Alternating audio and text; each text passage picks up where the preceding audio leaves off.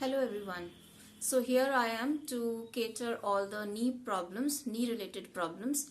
So first I'll say and explain how to recover through the knee pains and how to give relief for the knee pain, some basic exercises.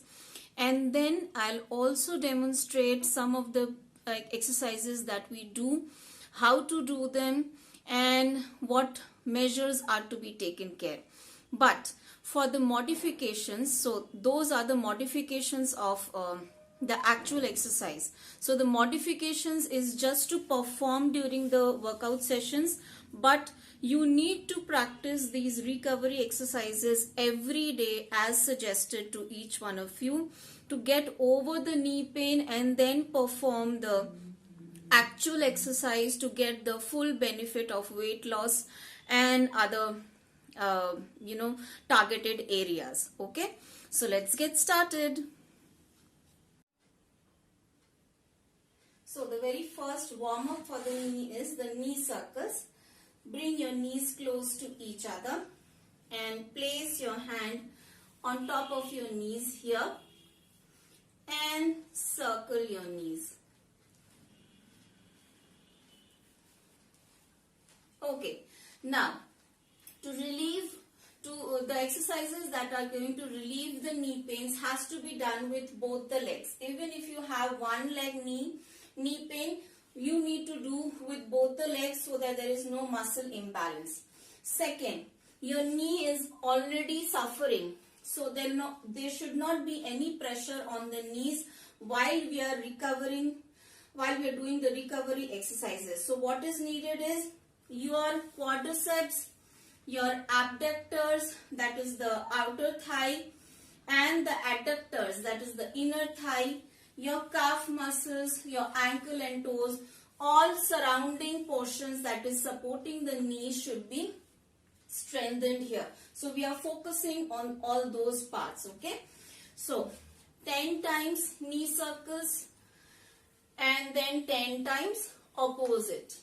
Okay, do it slow if you want, or you can increase the pace as you feel you can do.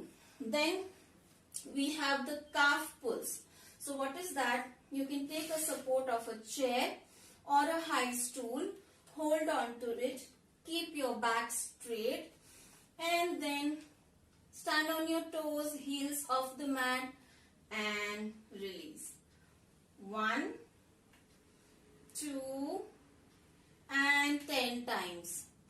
Then increasing to 20 times. Okay, you can do this while sitting. So sit on a high chair or the dining chair or office chair. So this can be performed in office as well.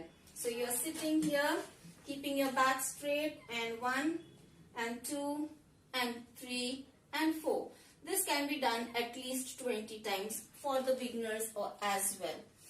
Now for the standing and advanced knee calf pull is bend one leg and do it with one leg. Keep your back straight. 10 to 15 times and then 10 to 15 times. Okay. The third exercise is the quadricep exercise, which is very common to all the physiotherapists.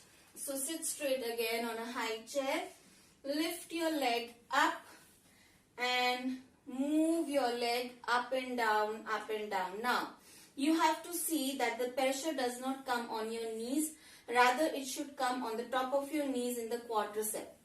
Okay, so what do you do when you see the pressure is on the knees? So either you have to take your leg more higher or little bit down.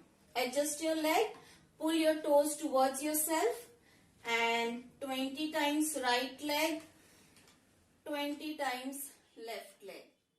Both legs. Some exercise that can be done lying down on your bed itself. So first sit, and you need a roller, a foam roller that is very easily available. If you don't have that, you can use a small bolster. If you don't have any of these, just roll up a towel like this and it is good to go. So what you need to do is keep your roll towel just behind your knee under the thigh. Okay, so in this portion, not exactly under the knee. Fold your other leg. Keep your hands behind your hip, your fingers pointing the hip. Sit straight. Make sure your back is straight. Up. Pull your toes towards yourself and down. Up and down. Up and down. 20 times this leg and then again 20 times this leg. Any exercise needs to be done with both the legs. Same thing you can do while lying down. So again, keep the towel in the same position. Lie down. Fold your one leg and up. Tuck in your toes towards yourself and down. Up and down. Remember not to take your leg higher. You have to keep your thighs touching to the towel. Okay. So, 2 variations with the roller. Then, we have the hip abductors exercise. Why? Because you must have seen those who have knee problem will walk like this, like a duck. So, we call a waddling walk. Okay. So, what you need to do is lie sideways. You can keep your hand straight and relax, or you can keep your hand on your head. Keep the other hand in front of you. Bend your leg that is below and then up and down, up and down. Make sure your knees are absolutely straight. Take it high as much as possible. Do not stress much. So even if this happens, it's absolutely fine. Repeat with the other leg. Then lie down straight, fold your one leg and take your right leg up, little bit up, suppose at 45 degree. Take it to the right side, bring it to the center. So this outer abductor is moving up, side and down. Remember your knees should be facing the ceiling. Don't turn your knees side. That is to be taken care of. Okay. So knees straight up to the ceiling, taking it to the side, bringing it back and down again. Same with the other leg. Again 15 to 20 times each leg. Okay. So this was the 4th exercise. Sorry, this was the 5th exercise. Okay. Now, again, bend both your legs this time. Keep your towel in between your knees. If you have a big ball, even that's better, or you can keep a cushion as well. So, keeping the towel in between your knees. What you have to do is just press the towel and release. Press and release. And remember, your towel should not fall. So do not spread your knees. So you have to press and release. Press and release. Very, very good for your knee strengthening or the muscle building, what we call. And this is very commonly used in the Pilates exercise. Okay. Then keep your towel aside. Now bring your feet closer to your glutes. Now knees should be at a hip distance apart, not too much close, not too much apart. And now inhale and raise your hip up. Squeeze your glutes in. Keep your abs tight. Feel the stretch in your quadricep and your calf as well.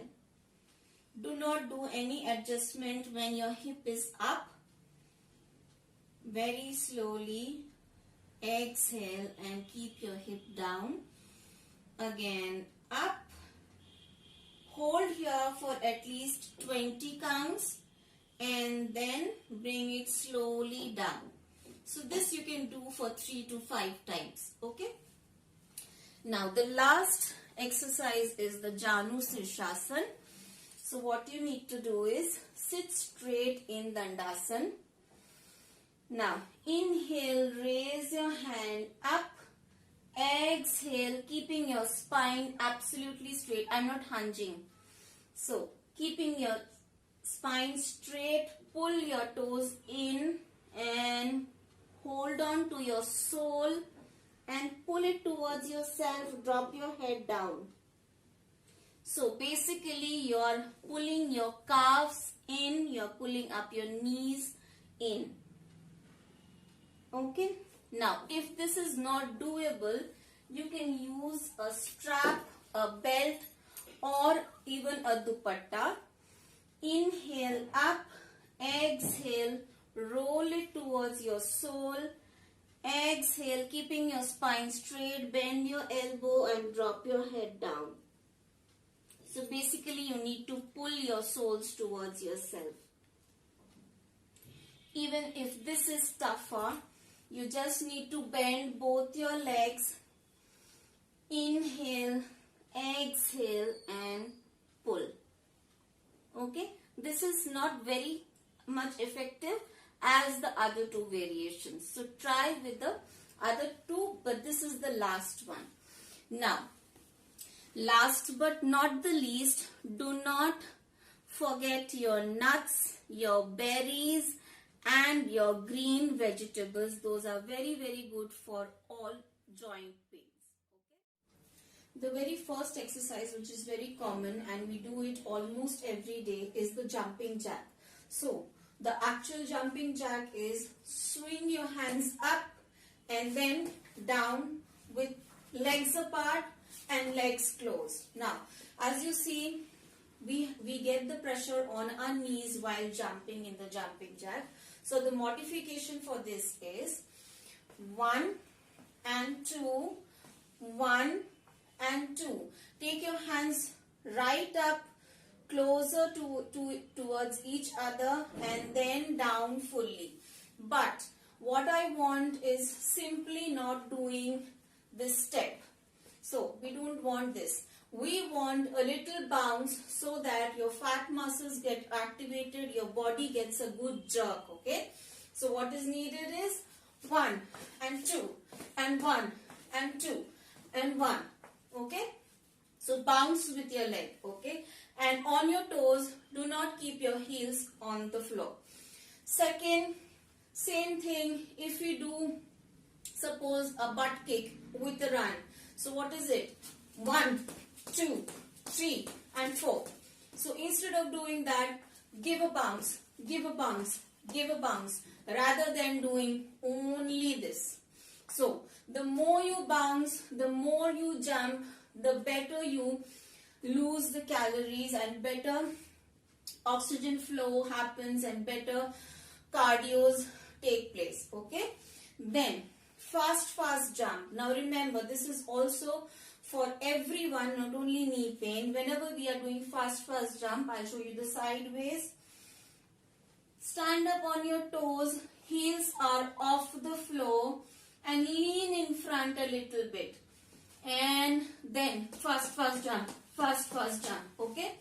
Wall support. Give your wall support properly. Stretch your arms. Get a good distance between your feet and wall. Hands at shoulder level. On your toes, heels up. So my body is reclined. Neither the pressure is on my hip or back, neither it is on the knees. And both legs together, close to each other and jumping with both legs. Fast. You will feel your stomach fat, you feel the glute fats are shaking it up really. Okay. Skipping, same thing, on your toes and skip. You can always lean in front a bit and then skip to protect your hip as well. Now, people generally say do not squat, do not do sumos for the knee pain. But that is very much required to get a mobility in your knee. Of course, do not do it deep, but at least a half or a little less than a half is always recommended. So, wall squat. This is also a part of recovery. So, stand leaning on the wall. Remember, usually we do not keep or rest our head on the wall, but that is must. Rest your head on the wall till your hip. Now slowly go down, bending your knees as if you are sitting on the chair. Now this is the full squat, where your thigh is parallel to the floor. But do as much as your knee allows. So maybe that is this much, maybe that is this much. So get some pressure, minimum pressure on the knees so that there is a mobility or the heating up of the knee occurs. Okay. Wall squat you must do every day for at least 10 counts to 20 counts, gradually increasing. Then the normal squat. So what happens in the normal squat is we generally push our hip back and then squat.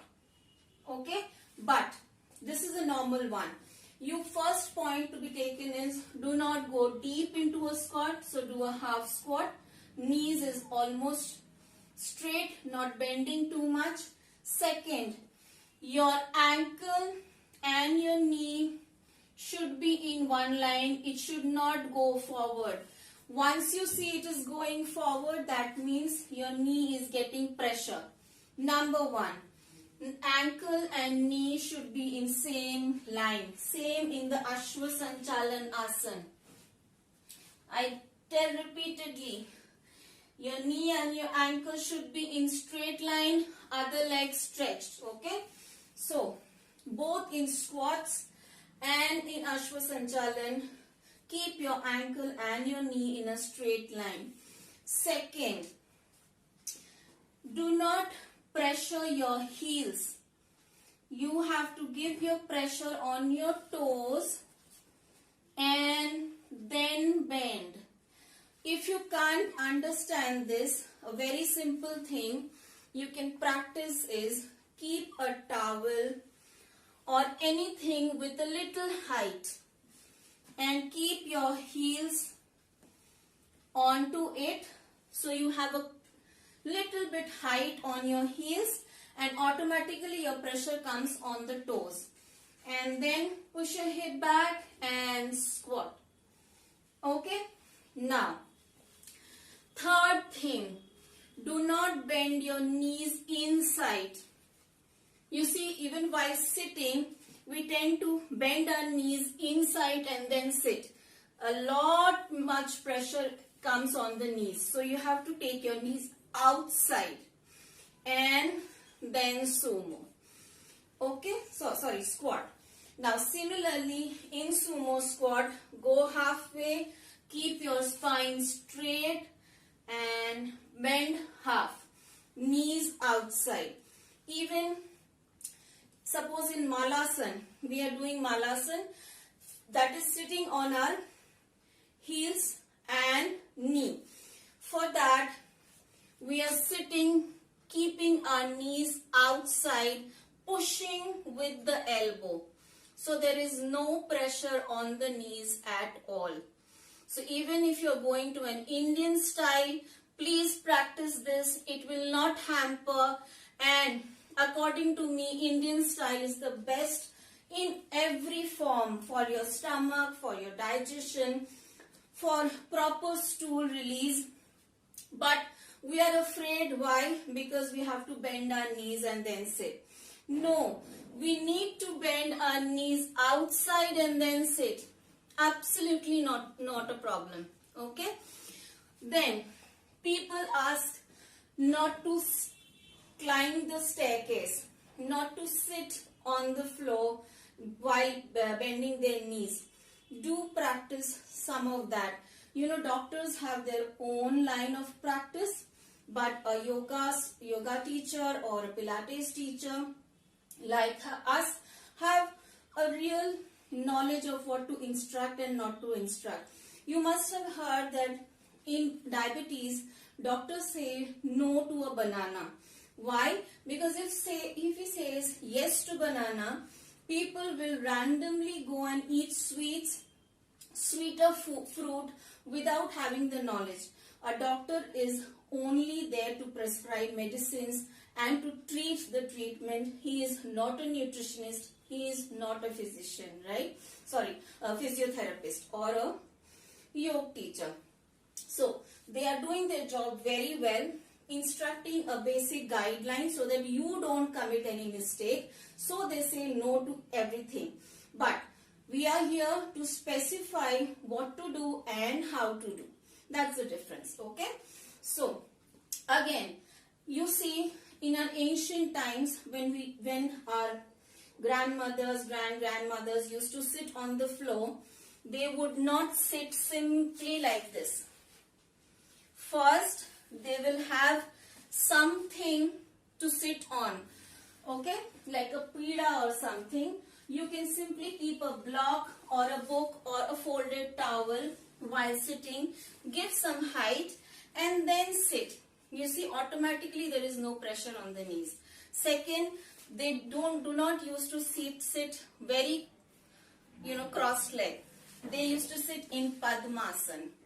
Again, a wide gap, so there is a less pressure on the knees. Okay, so these are very ancient rule and very basic rules to be followed. Then there is lunge. Even lunges are not recommended. Why? Because we do very common mistakes while doing the lunge. So for the knee pain, I would recommend not to do the front lunge, rather take a step back. So whenever you are taking your step back, you are on your toes and then you might not put the heels on the floor and then lunge and lunge. Again, knee and ankle should be in a straight line and protecting the other leg, that is back, without keeping the heels on the floor, and lunge. But if you have a severe pain in the knees, of course you should avoid some lunges, some squats, but wall sit, yes.